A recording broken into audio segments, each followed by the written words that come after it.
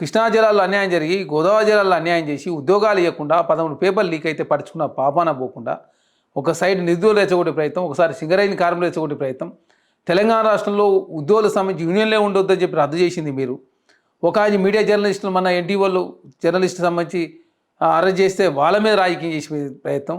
మీరు ఆనాడు ఆంధ్రజ్యోతిని, ఏబిఎన్ని, TV9ని, వెలుగుని, V6 అన్ని బ్యాన్ చేశారు. TV9 రవిప్రకాష్ గారిని అరెస్ట్ చేశారు, తీన్మార్ మల్లన్న అరెస్ట్ చేశారు, తొలి వెలుగు రగన్ అరెస్ట్ చేశారు. మీరు చేసే కరెక్టు. కాంగ్రెస్ పార్టీ ఏదైనా చేస్తే ఒంటికాల మీద లేచే ప్రయత్నం బీఆర్ఎస్ పార్టీ హరీష్ రావు గారు, కేటీఆర్ గారు చేస్తాను.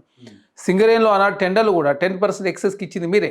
సుజన్ రెడ్డి ఇప్పుడు రేవంత్ రెడ్డి గారు బామాడదు. మరి మీరు టెండర్లు ఇచ్చిన రేవంత్ రెడ్డి గారు బామాడదు గుర్తు రాలేదా? ఆనాడు సింగరేణిలో 2 టెండర్లు ఇచ్చి కాళేశ్వరంలో ప్యాకేజ్ ఇచ్చింది హరీష్ రావు గారు, ఇరిగేషన్ శాఖ మంత్రి ఉండి మొదటగా టెండర్లు ఇచ్చింది మీరు. సుజన్ రెడ్డి రేవంత్ రెడ్డి సొంత బామాడదని చెప్పి తెలంగాణ సమాజం తప్పుదారి పట్టిస్తారు. బామాడిది వరుసగా బామాడిదే. ఆయన మరి కందాల ఉపేంద్ర రెడ్డి ఎక్స్ఎమ్మెల్యే పాలేరు వాళ్ళ కూతురు భర్త అని చెప్పేసి ఎందుకు మాట్లాడతలేదు మీరు?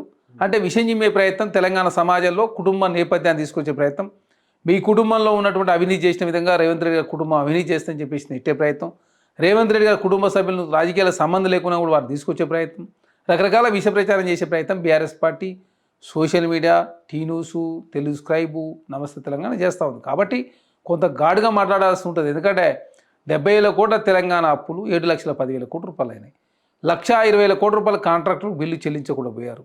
ఆరోగ్యశ్రీకి నిధులు చెల్లించకుండా, సర్పంచ్లకు నిధులు చెల్లించకుండా, విద్యార్థి రియంబర్స్మెంట్ నిధులు చెల్లించకుండా, మహిళా సంఘాల రుణమాఫీ పైసలు చెల్లించకుండా, డబుల్ బెడ్రూమ్ ఇల్లు కట్టిన వాళ్ళకి పైసలు చెల్లించకుండా, మొత్తం తెలంగాణ రాష్ట్ర యాదాద్రి భద్రాద్రి పౌర కొనుగోలు పైసలు చెల్లించకుండా, సింగరేణి నుంచి పౌర కొనుగోలు చేసి పైసలు చేసి, ఒకటి కాదు 2 కాదు, మొత్తం తెలంగాణ విధ్వంసం చేసి, తెలంగాణ ఆగం చేసి ఇప్పుడు కాంగ్రెస్ పార్టీ మీద విషయం చెప్పే ప్రయత్నం, అన్ని కాంగ్రెస్ పార్టీ అంటే ఇట్లా